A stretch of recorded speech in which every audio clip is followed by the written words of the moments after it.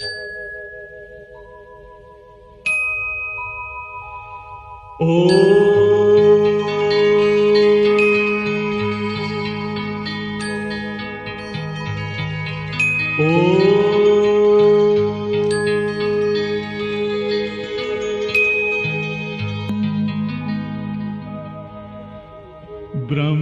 से शिव बाबा पधारे, बोलते ध्वनियों।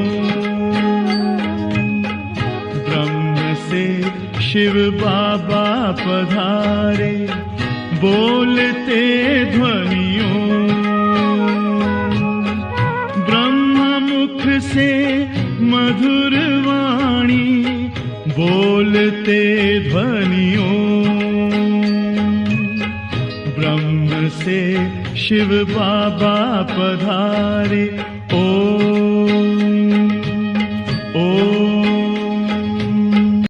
ओम शांति। आज 26 जून 2024 बाबा के महावाक्य है, मीठे बच्चे सदा इसी नशे में रहो कि हमारा पदमा पदम भाग्य है, जो पतित पावन बाप के हम बच्चे बने हैं। उनसे हमें बेहद सुख का वर्षा मिलता है। प्रश्न है, तुम बच्चों को किसी भी धर्म से घृणा व नफरत नहीं हो सकती है, क्यों? उत्तर है, क्योंकि तुम बीज और झाड़ को जानते हो। तुम्हें पता है यह मनुष्य सृष्टि रूपी बेहद का झाड़ है। इसमें हर एक का अपना अपना पार्ट है। नाटक में कभी भी एक्टर्स एक दूसरे से घृणा नहीं करेंगे। तुम जानते हो, हमने इस नाटक में हीरो हीरोइन का पार्ट बजाया। हमने जो सुख देखे वह और कोई देख नहीं सकता। तुम्हें अथाह खुशी है कि सारे विश्व पर राज्य करने वाले हम हैं। ओम शांति। ओम शांति कहने से ही बच्चों को जो नॉलेज मिली है वह सारी बुद्धि में आ जानी चाहिए। बाप की भी बुद्धि में कौन सी नॉलेज है? यह मनुष्य सृष्टि रूपी झाड़ है, जिसे कल्प वृक्ष भी कहते हैं। उसकी उत्पत्ति, पालना, फिर विनाश कैसे होता है, सारा बुद्धि में आना चाहिए। जैसे वह जड़ झाड़ होता है, यह है चैतन्य। बीज भी चैतन्य है, उनकी महिमा भी गाते हैं। वह सत्य है, चैतन्य है, अर्थात झाड़ के आदि मध्य अंत का राज समझा रहे हैं। कोई भी ऑक्यूपेशन को जानता नहीं। प्रजापिता ब्रह्मा के ऑक्यूपेशन को भी जानना चाहिए ना। ब्रह्मा को कोई याद नहीं करते, जानते ही नहीं। अजमेर में ब्रह्मा का मंदिर है। त्रिमूर्ति चित्र छपाते हैं, उनमें ब्रह्मा, विष्णु, शंकर है। ब्रह्मा देवताए नमः कहते हैं। अब तुम बच्चे जानते हो, इस समय ब्रह्मा को देवता नहीं कहा जाता है। जब संपूर्ण बने तब देवता कहा जाए। संपूर्ण बन चले जाते हैं सूक्ष्म वतन में। बाबा कहते हैं, तुम्हारे बाप का नाम क्या है? किससे पूछते हैं? आत्मा से। आत्मा कहती है, हमारा बाबा। जिसको मालूम नहीं है कि किसने कहा, वह तो प्रश्न पूछ ना सके। अब बच्चे समझ तो गए हैं, बरोबर दो बाप सबके हैं। ज्ञान तो एक ही बाप देते हैं। अभी तुम बच्चे समझते होंगे, यह शिव बाबा का रथ है। बाबा इस रथ द्वारा हमको ज्ञान सुनाते हैं।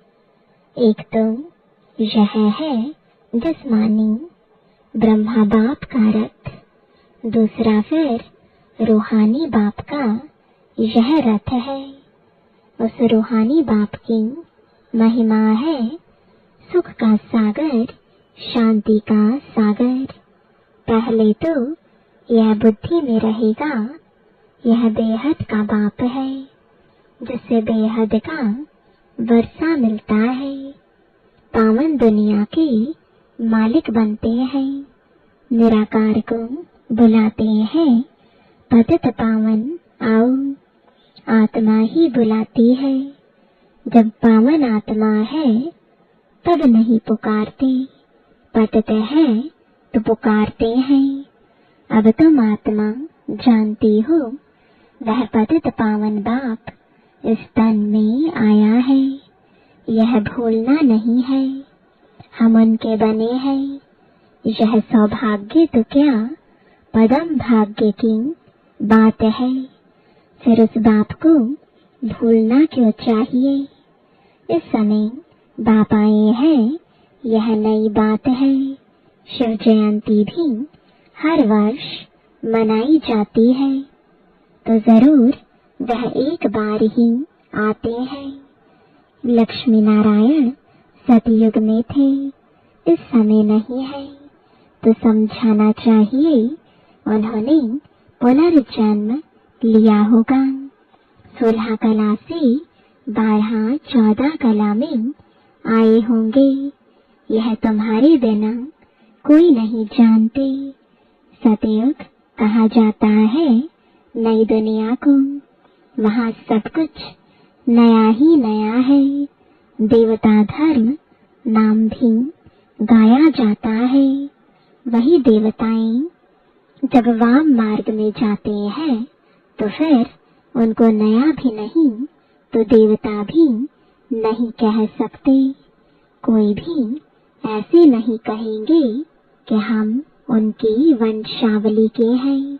अगर अपने को उस वंशावली के समझते तो फिर उन्हों की महिमा अपनी निंदा क्यों करते। महिमा जब करते हैं तो जरूर उन्हों को पवित्र, अपने को अपवित्र, पतित समझते हैं। पावन से पतित बनते हैं, पुनर्जन्म लेते हैं। पहले पहले जो पावन थे वही फिर पतित बने हैं। तुम जानते हो पावन से अब पतित बने हैं। तुम स्कूल में पढ़ते हो, उसमें नंबरवार फर्स्ट, सेकंड, थर्ड क्लास तो होते ही हैं।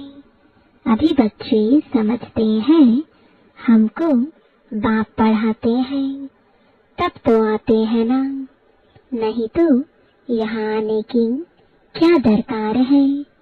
यह कोई गुरु, महात्मा, महापुरुष आदि कुछ नहीं है, यह तो साधारण मनुष्य तन है। सो भी बहुत पुराना, बहुत जन्मों के अंत में प्रवेश करता हूँ, और तो कोई इनकी महिमा नहीं, सिर्फ इसमें प्रवेश करता हूँ तब इनका नाम होता है। नहीं तो प्रजापिता ब्रह्मा कहाँ से आया। मनुष्य मूझते तो जरूर है ना। बाप ने तुमको समझाया है तब तुम औरों को समझाते हो। ब्रह्मा का बाप कौन। ब्रह्मा, विष्णु, शंकर, उन्हों का रचयिता यह शिव बाबा है। बुद्धि ऊपर चली जाती है। परमपिता परमात्मा जो परम धाम में रहते हैं उनकी यह रचना है। ब्रह्मा, विष्णु, शंकर का ऑक्यूपेशन अलग है। कोई आपस में 3-4 होते हैं, सबका ऑक्यूपेशन अपना अपना होता है। पार्ट हर एक का अपना अपना है। इतनी करोड़ों आत्माएं हैं, एक का पार्ट न मिले दूसरे से। यह वंडरफुल बातें समझी जाती हैं। कितने ढेर मनुष्य हैं, अभी चक्र पूरा होता है, अंत है ना, सब वापस जाएंगे, फिर से चक्र रिपीट होना है। बाप यह सब बातें भिन्न भिन्न प्रकार से समझाते रहते हैं, नई बात नहीं। कहते हैं कल्प पहले भी समझाया था। बहुत लवली बाप है, ऐसे बाप को तो बहुत प्यार से याद करना चाहिए। तुम भी बाप के लवली बच्चे हो ना, बाप को याद करते आए हो। पहले सब एक की पूजा करते थे, भेदभाव की बात है नहीं। अभी तो कितना भेदभाव है, यह राम के भक्त है, यह कृष्ण के भक्त है। राम के भक्त धूप जगाते तो कृष्ण का नाक बंद कर देते हैं। ऐसी भी कुछ बातें शास्त्रों में है। वह कहे हमारा भगवान बड़ा, वह कहे हमारा बड़ा। दो भगवान समझ लेते हैं तो रॉन्ग होने कारण सब अनराइटियस काम ही करते हैं। बाप समझाते हैं बच्चे, भक्ति भक्ति है, ज्ञान ज्ञान है। ज्ञान का सागर एक ही बाप है, बाकी वह सब है भक्ति के सागर। ज्ञान से सदगति होती है। अभी तुम बच्चे ज्ञानवान बने हो। बाप ने तुम्हें अपना और सारे चक्र का भी परिचय दिया है, जो और कोई दे ना सके। इसलिए बाप कहते हैं तुम बच्चे हो स्वदर्शन चक्रधारी। परमपिता परमात्मा तो एक ही है, बाकी सब बच्चे ही बच्चे हैं। परमपिता अपने को कोई कह ना सके। जो अच्छे समझदार मनुष्य हैं, समझते हैं यह कितना बड़ा ड्रामा है। उनमें सब एक्टर्स अविनाशी पार्ट बजाते हैं। वह छोटे नाटक तो विनाशी होते हैं। यह है अनादि अविनाशी, कभी बंद होने वाला नहीं है। इतनी छोटी आत्मा, इतना बड़ा पार्ट मिला हुआ है शरीर लेने और छोड़ने का और पार्ट बजाने का। यह बातें कोई शास्त्रों में नहीं है। अगर इसको किसी गुरु ने सुनाया होता तो उनके और भी फॉलोअर्स होते ना। सिर्फ एक फॉलोअर क्या काम का। फॉलोअर तो वह जो पूरा फॉलो करे। इनकी ड्रेस आदि तो वह है नहीं। कौन कहेंगे शिष्य है। यह तो बाप बैठ पढ़ाते हैं। बाप को ही फॉलो करना है। जैसे बारात होती है ना, शिव की भी बारात कहते हैं। बाबा कहते हैं यह हमारी बारात है। तुम सब भक्तियां हो, मैं हूँ भगवान। तुम सब सजनिया हो, बाबा आया है तुमको श्रृंगार कर ले जाने। कितनी खुशी होनी चाहिए। अब तुम सृष्टि के आदि मध्य अंत को जानते हो।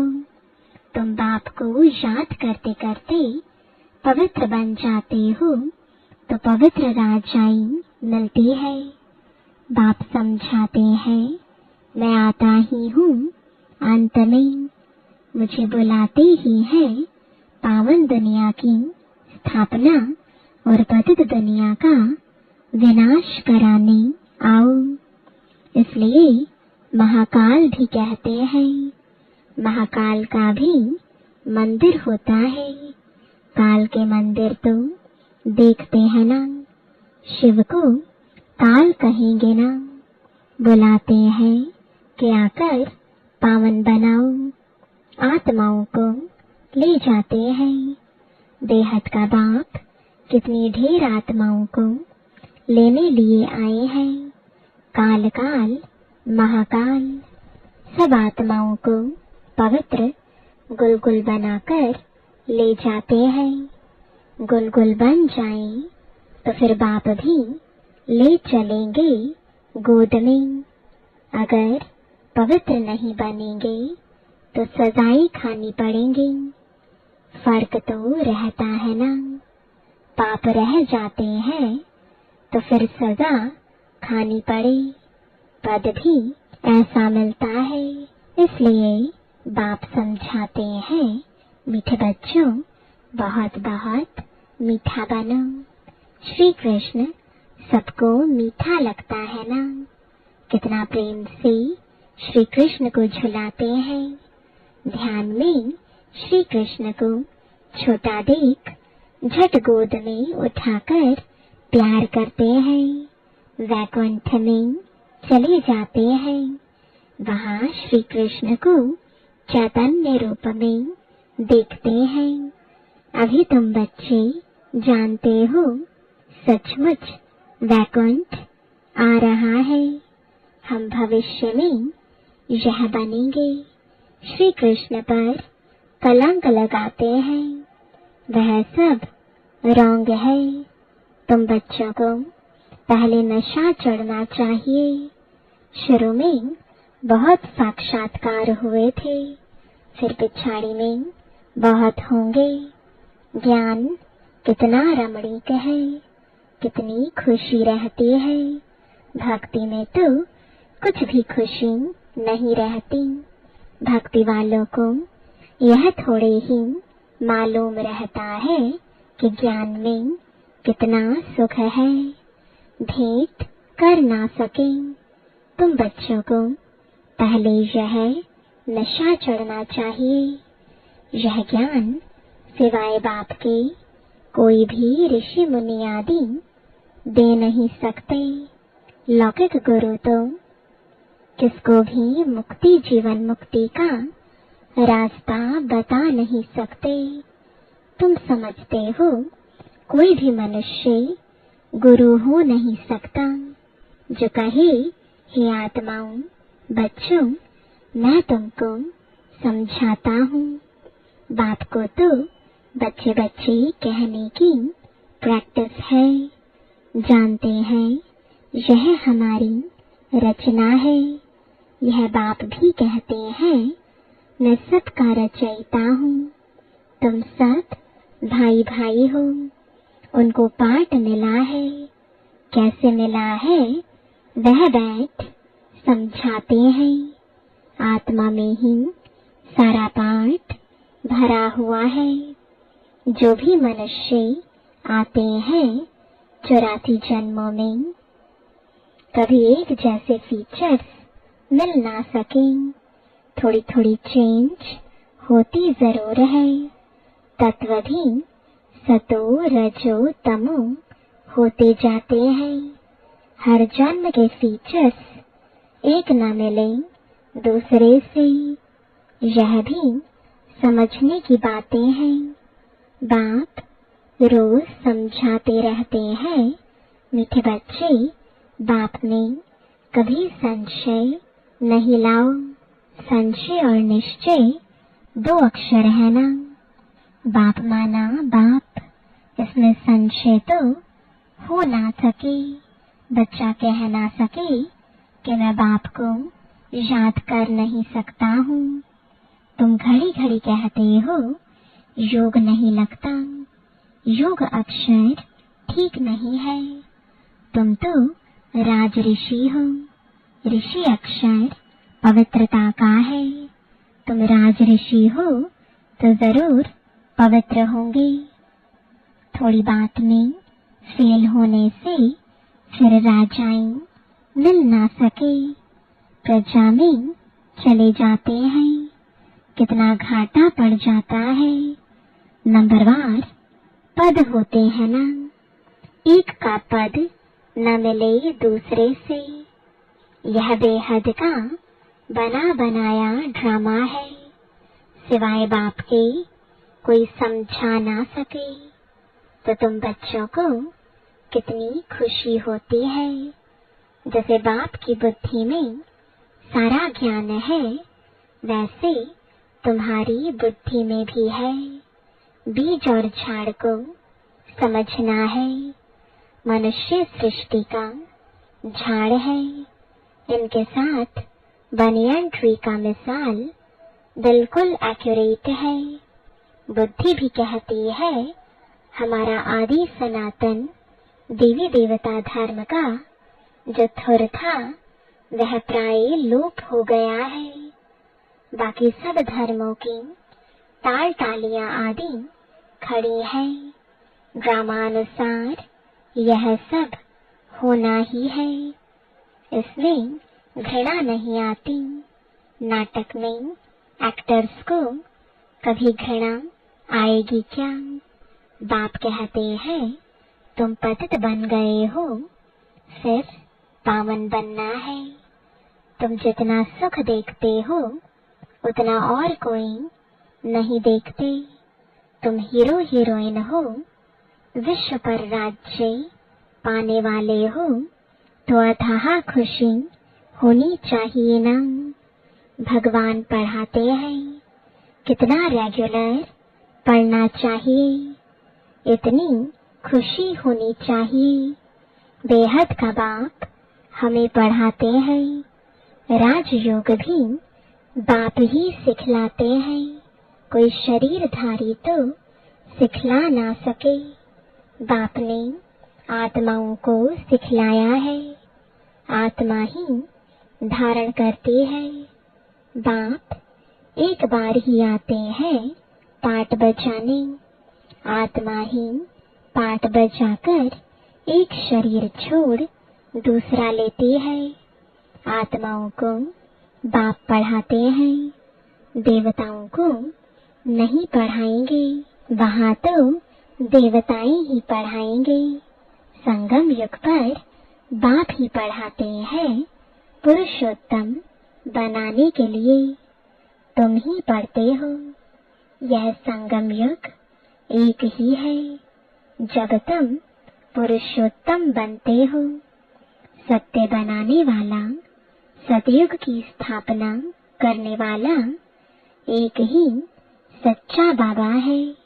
अच्छा, मीठे मीठे सिकिलदे बच्चों प्रति माता पिता बाप दादा का याद प्यार और गुड मॉर्निंग। रूहानी बाप की रूहानी बच्चों को नमस्ते।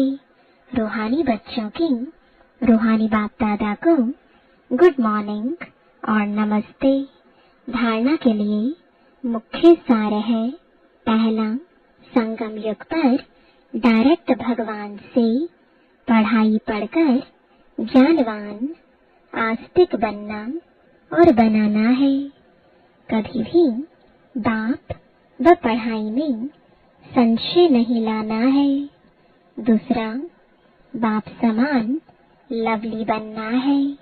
भगवान हमारा श्रृंगार कर रहे हैं, इस खुशी में रहना है। किसी भी एक्टर से घृणा व नफरत नहीं करनी है। हर एक का इस ड्रामा में एक्यूरेट पार्ट है। वरदान है सेवाओं की प्रवृत्ति में रहते बीच बीच में एकांतवासी बनने वाले अंतर्मुखी भव।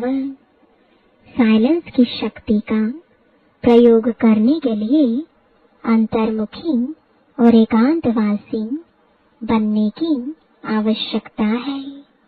कई बच्चे कहते हैं अंतर्मुखी स्थिति का अनुभव करने व एकांतवासी बनने के लिए समय ही नहीं मिलता, क्योंकि सेवा की प्रवृत्ति, वाणी की शक्ति की प्रवृत्ति बहुत बढ़ गई है। लेकिन इसके लिए इकट्ठा आधा घंटा व 1 घंटा निकालने के बजाय बीच बीच में थोड़ा समय भी निकालो तो शक्तिशाली स्थिति बन जाएगी। स्लोगन है, ब्राह्मण जीवन में युद्ध करने के बजाय मौज मनाओ तो मुश्किल भी सहज हो जाएगा। ओम शांति।